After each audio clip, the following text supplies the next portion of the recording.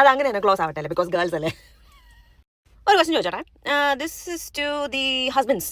When you got married, നിങ്ങളുടെ ഭാര്യ നിങ്ങളുടെ ലാസ്റ്റ് നെയിം എടുത്ത് കാണുമല്ലോ, നിങ്ങൾ അവരുടെ ലാസ്റ്റ് നെയിം എടുക്കുമോ? Does that make you uncomfortable? ഒരു വിഷമം തോന്നുന്നുണ്ടോ അങ്ങനെ എടുക്കുമ്പോൾ? തോന്നുന്നുണ്ടോ? And then this question is to the ladies who took their last name. നിങ്ങൾ അവരോട് ഈ ക്വസ്റ്റ്യൻ ചോദിച്ചിട്ടുണ്ടോ? അപ്പോൾ അവരുടെ റിയാക്ഷൻ എന്തായിരുന്നു? അവർക്ക് അൺകംഫർട്ടബിൾ ആണോ? നിങ്ങൾക്ക് അപ്പം ഓക്കെ ആയിരുന്നു, നിങ്ങൾ എന്താ അൺകംഫർട്ടബിൾ ആവാത്തത്? എന്തുകൊണ്ട് അങ്ങനെ ഒരു ഫീലിംഗ് വരാത്തത്? അത് ബിക്കോസ് നടപ്പ് അങ്ങനെ ആയതുകൊണ്ട് അങ്ങനെ ആണെന്നാണോ? അതോ കുടുംബത്തിന്റെ ആ പേര് നമ്മൾ മുന്നോട്ട് നിർത്തുന്ന അങ്ങനെയൊക്കെയാണോ? ഈ മുന്നോട്ട് നിർത്തി നമ്മൾ എന്ത് കാണിക്കാനാണ്? എന്താ എനിക്ക് മനസ്സിലാകാൻ എന്ത് മുന്നോട്ട്? ഒരു ഫാമിലിയിൽ 2 ഗേൾസ് മാത്രമേ ഉള്ളൂ, ബോയ്സ് ഇല്ല. അപ്പോൾ അവരുടെ ഫാമിലി നെയിം മുന്നോട്ടൊന്നും പോകണ്ടേ? അത് അങ്ങനെ തന്നെ ക്ലോസ് ആവട്ടെ അല്ലേ, ബിക്കോസ് ഗേൾസ് അല്ലേ. അതോ എന്തുകൊണ്ട് അങ്ങോട്ടും ഇങ്ങോട്ടും നമുക്ക് എന്തെങ്കിലും സ്നേഹിച്ച് ഐ ലവ് യു ഒക്കെ പറയുന്നില്ല. അപ്പോൾ പിന്നെ എന്തുകൊണ്ട് കെട്ടിക്കഴിയുമ്പോൾ നിങ്ങൾ എൻ്റെ ലാസ്റ്റ് നെയിം എടുക്കുക? അങ്ങനെ ഒരു ഇതുണ്ടല്ലോ, ഒരു ഇതുണ്ട്. എന്തുകൊണ്ട് അങ്ങനെ? ഇത് ഫെമിനിസവും ഫെമിനിറ്റിയും ഒന്നും അല്ല. ഞാൻ ചോദിക്കുക. അപ്പം ഞാൻ കെട്ടുമ്പോൾ എനിക്ക് എൻ്റെ ഭർത്താവ് എൻ്റെ ലാസ്റ്റ് നെയിം എടുക്കും. എൻ്റെ സന്തോഷത്തിന് ഒരു ചേഞ്ച് ആയിക്കോട്ടെ എന്ന്.